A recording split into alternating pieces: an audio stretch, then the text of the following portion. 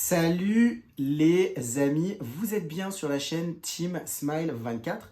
Moi c'est Thierry, je suis coach et je vous aide à renouer, reprendre contact avec des personnes peut-être dont vous seriez éloigné. Euh, Moi je vous ai parlé justement d'un exemple, celui de mon père et ce qu'on a vécu au mois de mars. Je vous ai expliqué durant ce mois comment s'est passée la réconciliation, j'ai expliqué plusieurs étapes et aujourd'hui, on continue les caractéristiques des personnes qui sont extraverties. Alors j'ai commencé à donner un certain nombre de caractéristiques et aujourd'hui je vais vous en donner une nouvelle. Alors, je dirais que les personnes extraverties sont des personnes qui sont ouvertes d'esprit. Alors je vais revenir aussi par rapport à une partie de ma vie. Euh, Ouverte d'esprit, des personnes ouvertes d'esprit, ça signifie que elles sont capables déjà de parler de différents sujets de façon totalement facile. Elles n'ont pas de difficultés pour pouvoir s'exprimer, pour pouvoir parler peut-être de sujets qui sont aussi, je dirais, sensibles. Et vraiment, elles ont cette capacité de pouvoir parler de différents sujets, de l'actualité, peut-être aussi sur peut-être de la lecture, ce qu'elles ont lu, partager des vacances, et peut-être des sujets dont on ne parlerait pas facilement en société. Alors pour revenir à mon cas, c'est vrai que moi j'ai eu l'habitude aussi, en ayant cette caractéristique d'être extraverti, de parler de sujets qui étaient entre guillemets un petit peu tabous. Et lorsque j'étais avec des amis, mon but, c'était pas de choquer les gens, mais c'était surtout d'apporter de la diversité dans le discours. Parce que ce que je pense, c'est que quand on a la capacité d'être ouvert d'esprit, on peut ouvrir aussi l'échange, le dialogue sur des discussions que les personnes peut-être n'auraient pas l'habitude de prendre. Et en allant plus loin en fait là-dessus, je dirais même que les personnes extraverties, elles ont en étant ouvert d'esprit, cette capacité à pouvoir plus facilement partager leurs émotions et leurs sentiments.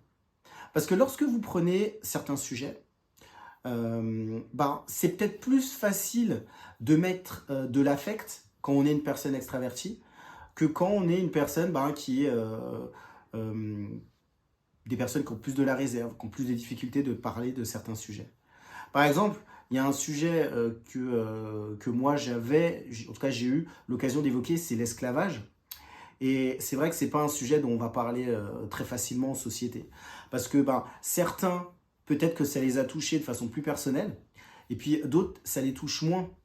Et je veux dire qu'une personne extravertie, elle aura tendance, elle pourra parler par exemple de ce sujet-là dans un groupe, et des personnes qui ont été touchées peut-être très personnellement, soit elles vont en parler, soit elles vont pas en parler en fonction de leur caractère ou de leur personnalité. Mais ça pourra en tout cas ouvrir le débat.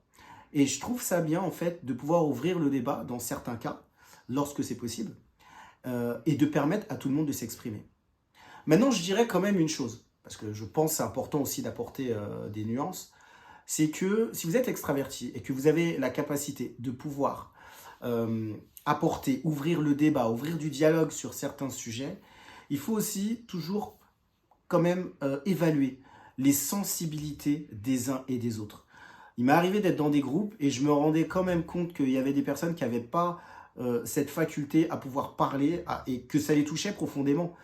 Et en fait, mon conseil, ça serait peut-être aussi de pouvoir discuter avec elles si elles ont envie de discuter de ce sujet-là à part.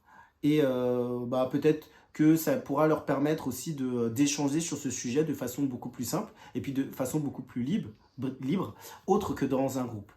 Donc, je pense que cette caractéristique d'avoir l'ouverture d'esprit, elle est bonne, mais quand même toujours faire attention aux interlocuteurs, dans quel groupe vous êtes pour pouvoir vous exprimer et faire attention peut-être aussi à certains sujets que vous abordez.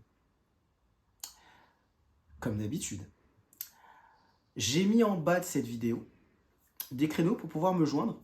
Moi, j'organise des coachings totalement gratuits. Si vous en avez l'opportunité, en tout cas si vous le souhaitez, vous pouvez me contacter pour un coaching. Il y a des créneaux qui sont ouverts.